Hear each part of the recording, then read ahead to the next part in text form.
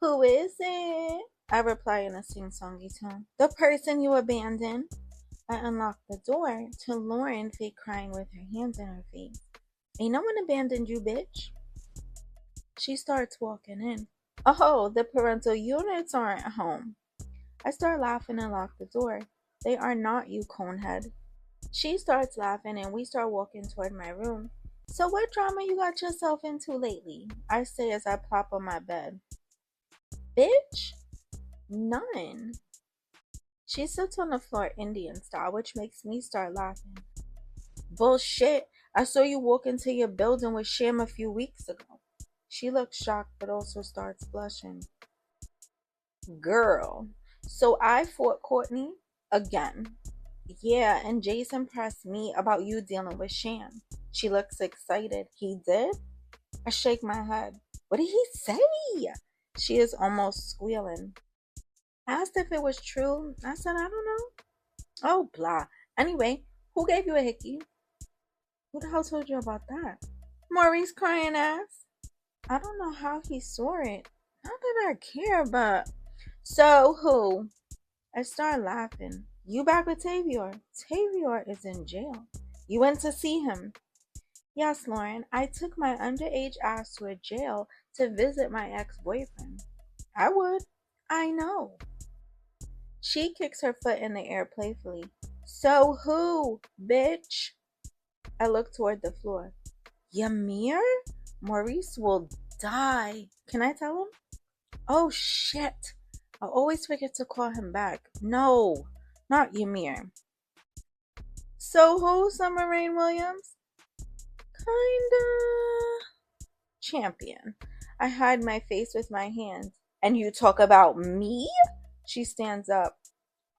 Yes, because they're not friends. Sham and Jason literally are in the same crew and say what's up to Tate, depending on the mood everyone is in. She pauses for a second like she's thinking and starts to say something, and I interrupt. There is no comparison. She rolls her eyes. Okay, but whatever. So I know you have more drama. Okay. And I slept with Tate again. See what I mean? You gave Tavior your virginity. Tavior and Champion aren't friends. They don't even like each other. They know of each other. That is it. I am trying to take the heat off myself. No, you're in the frying pan. Keep going. Slept with Sham, fought Courtney again because of it, slept with Sham again, and fought Courtney again. Somewhere in the middle of this, slept with Tate again. Yep, and I still talk to Larry too. Talk or.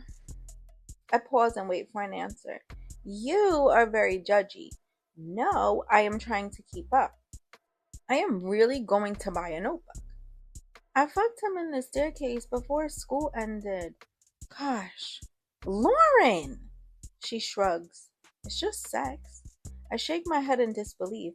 I'm not about to make her feel bad for her decisions, but for me, it's not just sex. Especially not the way she is handling it. Larry and I are over until September or forever. I don't know. Tate is like a fling thing. Jason is stupid. And I really like Sham. Sham has a girlfriend. Yeah, that problem. She rolls her eyes. I shake my head at her again. I am not sure anything more she can say will surprise me. I mean, it's not like she's cuter than me, she continues. I don't think that was the point of my statement, but I'll let you tell it. I mean, she isn't. Okay, Lauren. My tone sounds more defeated because I'm waiting for the topic to change a bit. So now Champion is your man? No. So you just fucking him? I kissed him, girl. I didn't fuck him. Oh. Boring. I just shake my head yet again. So, you think Jason is really hurt? I don't think anything. I don't entertain the conversation much. I think I might call him later. She looks up toward the air like she's thinking. Yo, you're bugging. Sham has a girlfriend, remember? I start laughing. You just really liked him 20 seconds ago. You are all over the place in thought. No, I just don't have any attachments to my actions. Jason called you a hoe to me. Oh, well, I'm not calling him later then. I just sigh. You should have said that from the beginning. I was trying not to hurt your feelings. I have none to be hurt. I shrug my shoulders in response. She looks at the clock on the cable box. I gotta watch Benjamin. I'll call you later. I nod my head and get up off the bed to walk her to the door. Don't think she needed to watch Benjamin. I think her feelings that she says don't exist are hurt. I love you, nerd, she says as she walks out the door. I love you too. I close the door behind her. I walk back to my room and take the phone off the base. I look for my notebook with all the numbers in it and look for Ymir's number. He probably thinks I hate him. I dial his number and sit on my bed with my back against the wall. Hello? I hear a woman's voice on the other end of the receiver. Hello? May I speak to Ymir, please? She pauses for a second. Who is speaking? Summer. Ymir gave you this number? I'm slightly taken aback by the question. Yes? Hold on. I hear a door creak. You have a phone call. I hear in the background. Hello? Ymir says into the receiver. Did I get you in trouble? It's Summer. Why? She asked if you gave me the number. I hear him sigh. Sorry, I continue. Not your fault. I don't know. Anyway, I'm surprised you called me. Why? I already knew where the conversation was going. I don't really mean to forget about Ymir. It just happens. You must be bored. Huh? I reply, trying to get him to explain what I already know he wants to say. You don't be checking for me, Summer? No. Honestly, that's not true. Okay, so what's up? He changes the topic, and his demeanor seems a little bit lighter, even though his tone is sarcastic. I was just calling back. He starts laughing. Whatever, Summer. No, it wasn't on purpose. I was scattered all over school. I genuinely feel bad, but I paused because I had to think about Champion. And now that school is done, you remembered me? Alright, I'll let you go. He starts laughing. I'm fucking with you. So, you remembered little old me? You remembered what I asked you?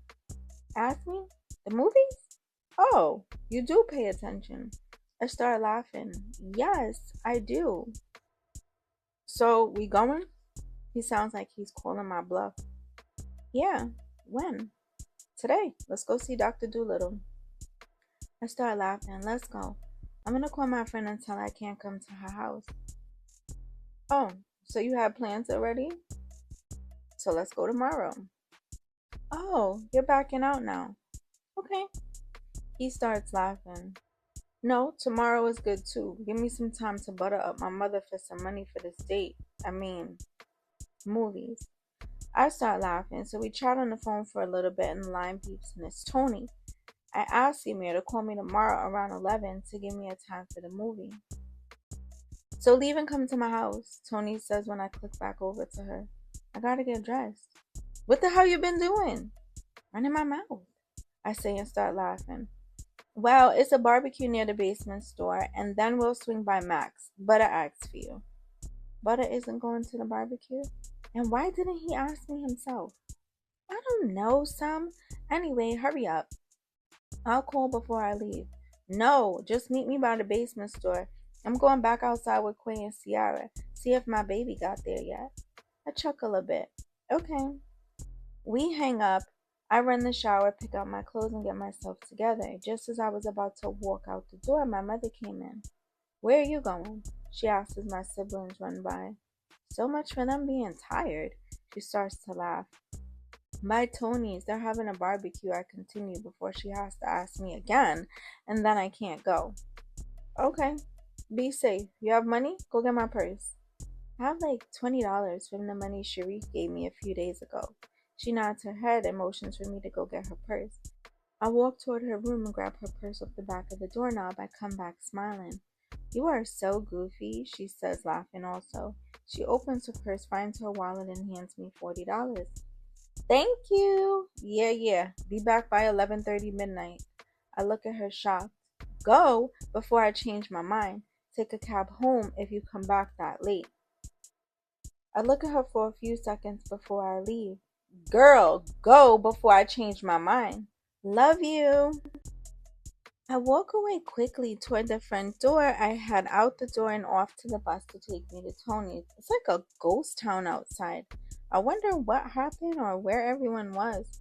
The bus came quickly, which was a plus. I didn't like waiting in the heat. As I get off the bus, I start to make my way through Left Rack to get near the basement store. I hear the music blasting. Tupac, I Get Around is playing, and it gets clearer the closer I get. And I don't know why your girl keeps paging me. She tells me that she needs me, cries when she leaves me, and every time she sees me, she squeezes me. Lady, take it easy. I recite the lyrics as I walk toward the sound and eventually start to see people gathered. And I start scanning the area looking for Tony, Quay, or Sierra. I see Tony sitting on the top part of the bench. Quay is sitting next to her. Sierra is standing and Gigi is sitting on the bottom half, but to the side so she can see everyone. I hadn't seen Gigi in so long. I see them look in my direction and Gigi squints as if she's trying to make out who I am. As I get closer, her squint turns to a smile and she jumps up to hug me. Summer! Oh my god! I should be saying that. Girl, where the hell you been? I moved to Brooklyn and I am trying to figure my life out. I start laughing and nod my head in acknowledgement. You good though? Good as I can be, she replies before she sits back down. Finally, Tony says and rolls her eyes playfully. I turn my body to the side, imitating how cartoon characters blush. You miss me? I say, holding my hands alongside my face cupped together. Everyone starts laughing. We start engaging in normal teenage girl behavior. Yo, y'all want food? We all turn towards the voice. Oh, what's good, Summer? Oh, remembering her name. Tony interjects and laughs, which makes him laugh. Shut up. Her name was Mad Easy. Hi, Key. We got burgers and shit. Some chicken coming later and some kebabs. If y'all want to eat, it's a $5 donation. We all start going in our pockets. We all pull out $5 to hand Key. Thank you, ladies, he says, collecting the money. We follow you for the food, Quay asks. Yeah, I ain't no fucking waiter. The tone in which he replied to Quay instantly made everyone start laughing so hard that even he had to start laughing. He sounded aggressive, yet not all at the same time. Y'all wow. We walk with Key to get some food. From a distance. I see someone who resembles Fame. And yes, he is still in all black, with it being summertime. Is that Fame? Tony whispers. Yep. And Ace. Oh wow, Tony replies. Fame is so fucking fine, but I cannot bring myself to talk to that nigga first. He looks so light-skinned acting, Quay says. Quay, you bright as fuck too, Tony chimes in. Yeah, but he bright like summer. He's darker than me. Everyone is. Tony chimes in again. I playfully push her shoulder. And ask Summer, that's her brother? Tony continues. Bitch, this whole time Fame is your brother? Sierra says. Kinda. Yeah, I shrug with one shoulder. How the fuck I didn't know? You don't come to school. Oh yeah. We all start laughing. The nigga he with kinda cute too, Quay says.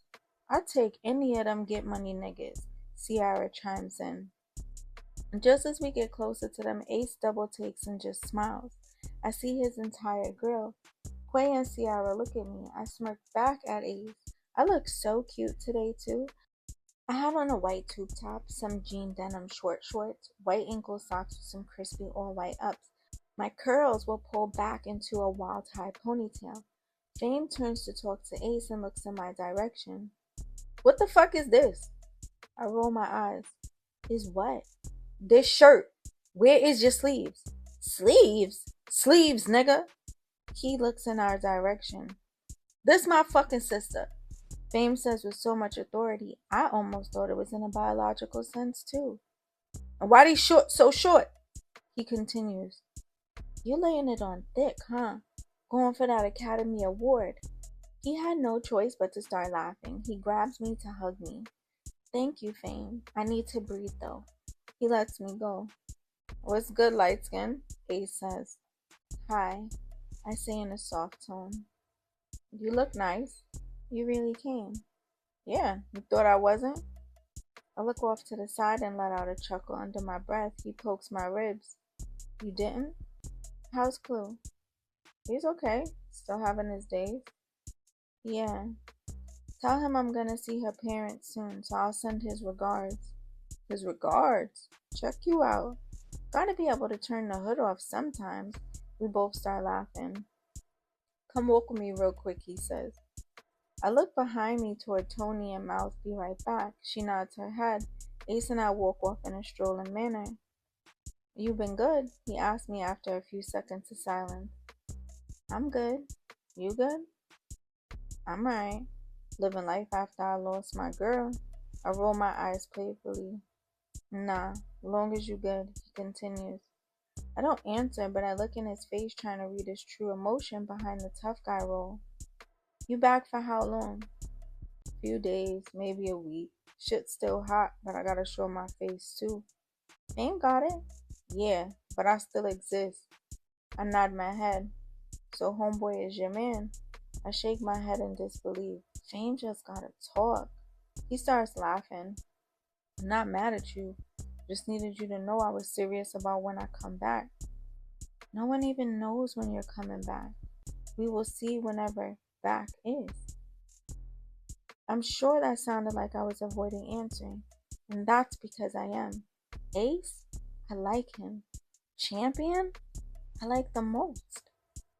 But it just exists until he doesn't. Ymir is trying to do.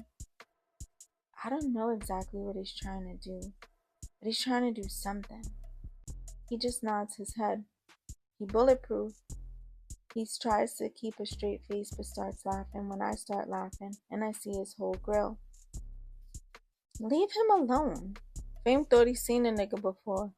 Yeah, he pressed me. I wave my hand in a shooing fashion.